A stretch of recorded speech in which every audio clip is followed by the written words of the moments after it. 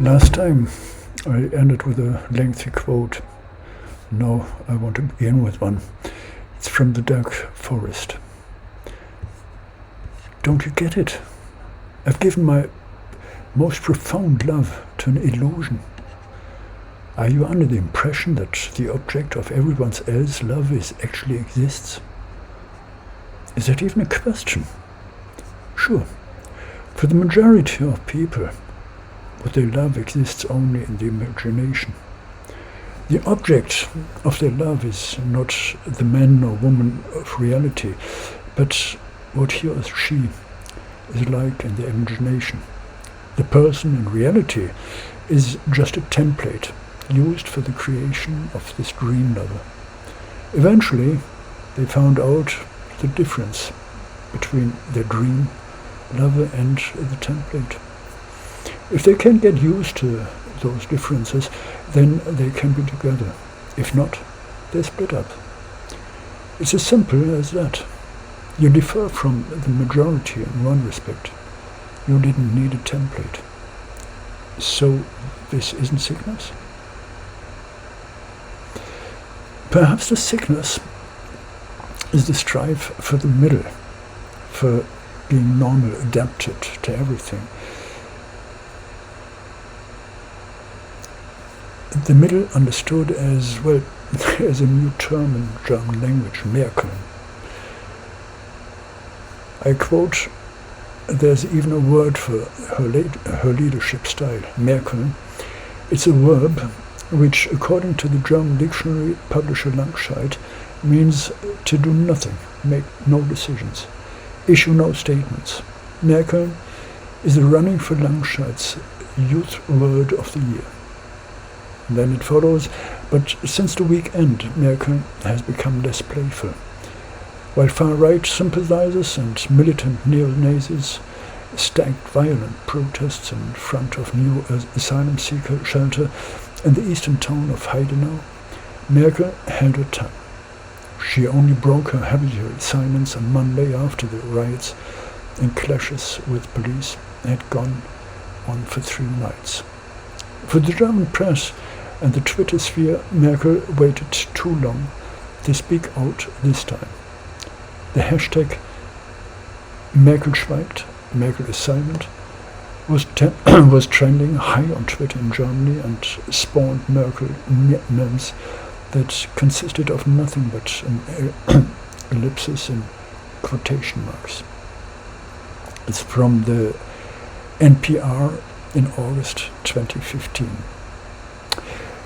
This had been as well the guiding line for the candidates during the recent elections to the German parliament, and it will be guiding the negotiations of the new government. There's on Twitter, of course, manipulated video clip.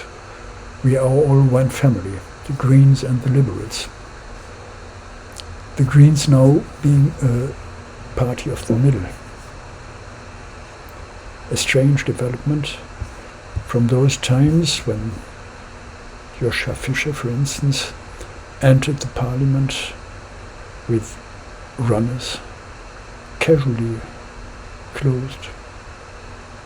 Now part not only of the establishment but of the middle, together with the liberals.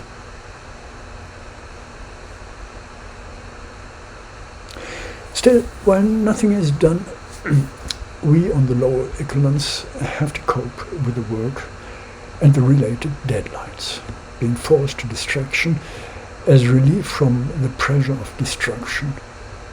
Not just my thing. And it is not the work, I agree on this point when I talked with my friend about it. She is teacher. We agree the real problem is the fight against windmills, the additional burden from doing nothing. A phone call recently, 1.8 minutes in the loop. Again the second time. Then explain again what I wanted, and that, well, your colleague advised me, and I did follow the instructions, but, and another time. Every time 1.85 minutes just wasted. If it would be only this helpline, okay, but it's wherever we go, we have similar experience. So it's not the work, it's the waste of time. It is also about developing a kind of salami consciousness, small prints, never read, helplines that rarely help, Twitters, never offering a melody, Facebooks that hide our faces by allowing lives to be shaped by a wiki culture. The compliment to Merkel, act fast, the main thing is to act as we can always repair.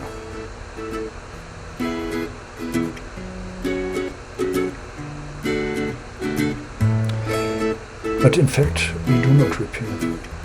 We do not change. We may change slightly the angle, inequality altogether, together with ecology and climate change are on the top of the agenda. And of course it is important, no doubt. Inequality again and again and lasting. Recently a new study talked about the different ways of inequality depending on the country, even the country within the center. There are slight differences. And sure, for those who are living those situations, they are important. This is the more general level. Another experience from the last year, throughout the last year, it's a company, they call it company InfoScore, privately collecting data and scoring people according to their social reputation. And how do they calculate it? Where do you live? What is your social surrounding? With whom do you eat? After a payment had been rejected, I changed the way of payment, but still I contacted this InfoScore. Didn't hear for a while, then I heard, nearly threw the letter away because I thought it's just advertisement, but then I opened it. They informed me what they did. I informed the Data Protection Office, and after a while I actually gave up. I didn't think I would receive an answer anymore. I received an answer. Bottom line, you are right. This is a breach of law. This is a breach of data protection. And we recommend you, and then they recommended that I follow up and bring them to court, sue them. They will do something as well. I never heard about it again. I kind of gave up. Probably I already went quite a bit that road, making them at least aware of something being wrong. Who does though? Usually we just would accept. Things go on, inequality goes on and actually increases. And then who listens to the wisdom of Mia Motley, Prime Minister, Minister for National Security and the Civil Service, and Minister for Finance, Economic Affairs and Investment of Barbados, addressing the general debate of the 76th session of the General Assembly of the United Nations. If I use a speech prepared for me to deliver today, it would be a repetition of what you have heard from others and also from me. Equally, how many more times will we then have a situation where we say the same thing over and over and over to come to naught? My friends, we cannot do that anymore. And I ask simply that we recall 3 years ago, when I made my maiden speech, I indicated from this very podium and told the international community that the world appeared awfully similar to what it looked like 100 years ago. Barbados made that position clear. Regrettably, We have not come to say we told you so, but we have come to say that the needle has not moved and that we have not seen sufficient action on behalf of the people of this world. How many more variants of COVID-19 must arrive? How many more? Before a worldwide action plan for vaccinations will be implemented. How many more deaths must it take before 1.7 billion excess vaccines in the possession of the advanced countries of the world will be shared with those who have simply no access to vaccines? How much more fake news will we allow to be spread without states defending the public digital space? We've come together with alacrity to defend the right of states to tax across the digital space, but we are not prepared to come together with the same alacrity to defend the rights of our citizens to be duped by fake news in the same digital space. And how many more surges must there be before we ask, when will the world take action? None are safe until all are safe. How many more times? It's too often the own experience, working at the end without effect. Call it the Fontane mood, referring to the recently quoted passage from F.A. Briest.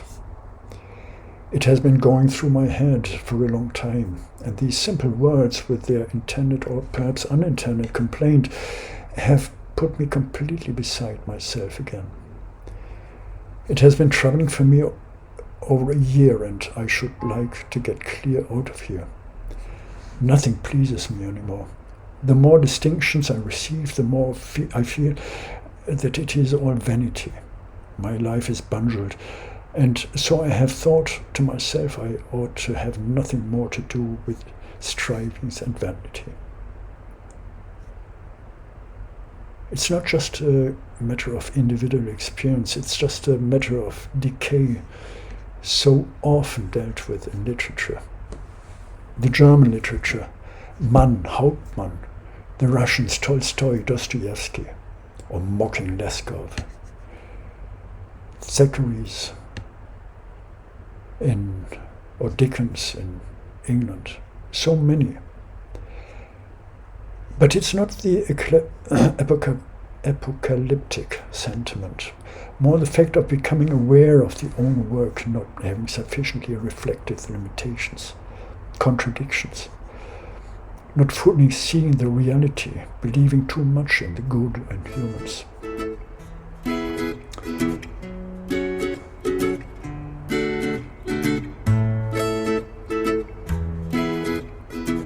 There are again and again those moments of excitement, as the recent participation in an eternal seminar that had been organized by my European Academy of Science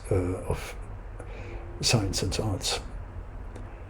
The general heading of the colloquium series, Arts Meets Science, but I had to add, it forgets people. Well, it had been a really interesting debate on arts, the opera, presenting what opera is about and the development, the societal meaning of it. And there again, the topic of losing interest, not only by the people, by the visitors, but as well by the singers who are in a kind of precarious situation, not having the visitors anymore. They said it's about a 50 euro ticket being subsidized by 200 euro.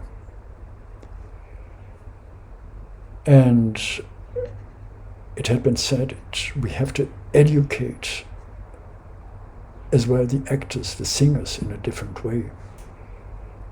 They have to be actors, not only singers. He said it with regret.